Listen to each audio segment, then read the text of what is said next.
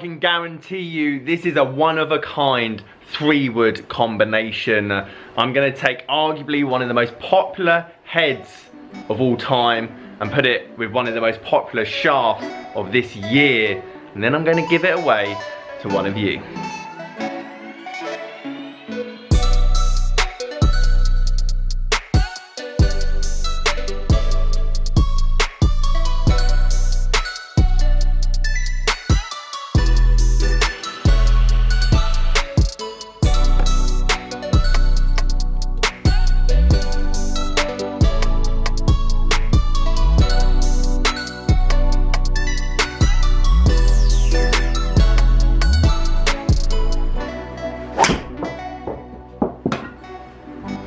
Number 1, this thing is an animal. Number 2, the head stayed on. Get in there. Guys, how you doing? Welcome back to a brand new video. It's Simon down here at Burford Golf Lab. Taylormade V Steel, one of the most popular heads in its day. Hazardous Smoke 6.0. Very popular shaft this year. I'm going to be giving away this combination at the end of the video. This is my bargain review series. If you're new to the channel, welcome. I basically buy old clubs off eBay and Facebook and give them away at the end of the episode. Now, last episode we did a Ben Ross driver, high launching, forgiving, and that went to Roy Isherwood. So I have emailed you back, Roy, and I'll be sending that to you soon. Obviously been off this week, so sorry for the delay. However, if you want to win this very unique combination, I'm pretty sure there's not one of these clubs, well, once I've built it, that is, there's not going to be one of these clubs in the world, and I'm hoping it's going to work. Hopefully at the end of this video, it's going to produce what I want it to produce. Now, firstly, I bought this for £20 off eBay, which is an absolute steal. And it's got a Reg Flex ultralight shaft. Now, a lot of you made a good point as a beginner golfer, which is basically the last set that I built. I should have gone 5-wood, and that was a very good point. However, the one thing I should say is 3-woods back in the day were a lot more high launching, a lot more forgiving. Now today everything's low spinning, everything's ultra distance, and that's why I kind of get put off 3-woods. I made a video on it probably a couple of months ago, but I fit for a lot more 5-woods nowadays. So giving someone a 3-wood in the bag for beginners, probably not the best thing to do. So I'm building this for a different kind of player. I'm building this for the intermediate. I'm building this for the low handicapper. I love the feel and sound of this face. It's a very good head. And I'm going to take this whippy ultralight shaft that basically launches it up into the sky, and I'm going to put this 6.0 low spin mid launch shaft in it, and let's see if it makes any difference. If it doesn't make any difference, then that just answers the question right then and there. But £80 shaft, which you can pretty much get off eBay now. I'll leave you a link to that. And a £20 head. So overall, this combination is going to cost 100 quid. And then obviously it'd be nice to test it against some of the more up-to-date heads this year, like Taylormade, Callaway, Cobra, you name it. So I think that's enough talking. Let's give this a hit. Let's swap the shafts over and let's see if there's any difference.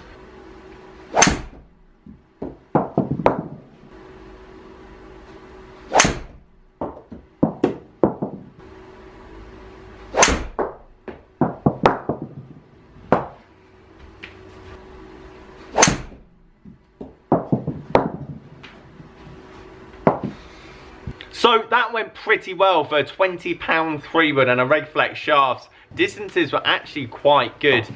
Yes, spin rate was a tiny bit high and a bit inconsistent, and it was quite difficult at times to obviously know where my club face was.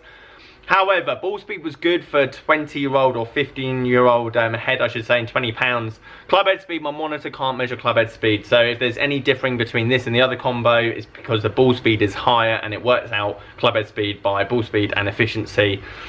Yeah, unfortunately, that is the way it is. So I'm going to take this out. Mainly what I want to see now is slightly similar launch, but much lower spin. And that's basically going to give us that extra distance that we want. And just general feel. I want to see how it feels. Forgiveness, because it's going to change the torque in the head. It's going to change the flex in the head. So it'd be very interesting to see how it feels, sounds, and then obviously the results we get in a bit. So let's go and change these shafts over.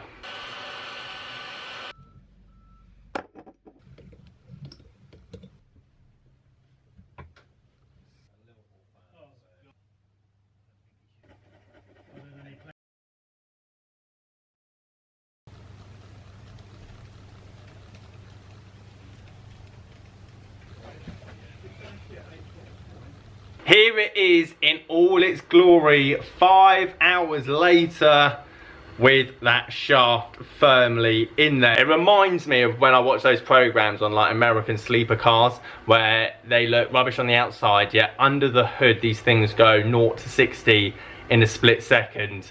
This is exactly what this thing looks like. I love it. Now, on the outset, it feels so heavy compared to what it used to feel like. So shafts make a massive difference in terms of how they feel when you're standing over it, as well as knowing where the head is. I hit some good shots with that Regflex shaft, but it just felt all over the place and it was difficult to know where the face was. So I was hitting these big draws as well as pushes, whereas this, I feel like I could hit it similar distance, even not, if not further, but maybe with a straight shot, maybe a fade for example. So I'm looking forward to hitting this. I haven't hit it yet, and we're obviously going to give it a test, but let me know your thoughts on the just general design.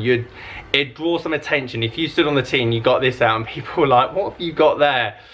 Anyway, I love it. Let's give it a hit. Let's look at the numbers and let's have a quick chat about it.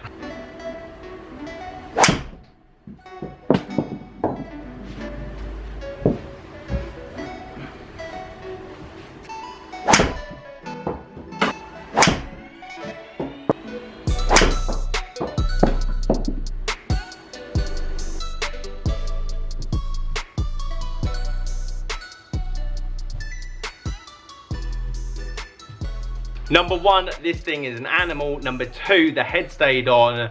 Get in there. I think the first thing to look at, especially with both of these clubs, is obviously I've gone Regflex to stiff, 15 years worth of technology, and we're not seeing that much difference in terms of distance. However, I will want to show you the data from the first 4 shots I hit with it. The ball flight was definitely more controllable. It was lower, it was more penetrating, and that's kind of what you want from a 3-wood, especially someone that's going to use this, for example, in terms of off the tee, which is pretty much what it's going to be. It's going to kind of be that go-to when the driver's not working. This is going to be their go-to, and occasionally into a par 5. But the big thing to take out is this launches lower and spins less, purely by putting this shaft in it. Now, whether that's worth £80 or not, I don't know. Potentially if you're going to be using it a lot, yes. The big thing for me, this shaft made it feel a whole new animal. Completely different in terms of where it felt in the swing, how heavy it was, slowed the tempo down. The big thing to note is ball speed was actually lower than the Regflex. And that's quite understandable. It's a lighter shaft. I was probably able to swing it faster. Whereas this here was coming, the ball speed was coming off the face with this shaft by a mile an hour less, or even 2, but was going another 10 yards further. We were averaging 280. Dispersion was better. Overall, there's no question which one I would put in the bag between these two, but we're still talking fine margins. I got hold of a few. Now, obviously, I wanted to test it to the max and started like going after it a bit more. So I got 169, which is pretty much as fast as I could get off the ground, for example. I didn't tee it up.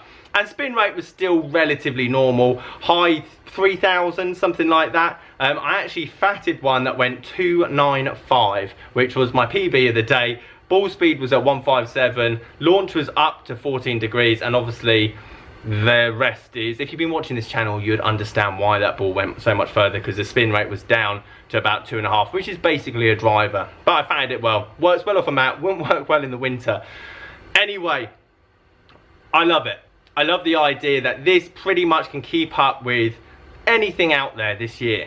Like, if you want this to go any further, you're going to have to de-loft it. If you put a Callaway Epic head on this, I'd be very surprised to see that ball speed being any higher than that. That's still some pretty high numbers. But if you want to see that, guys, then obviously leave a comment down below.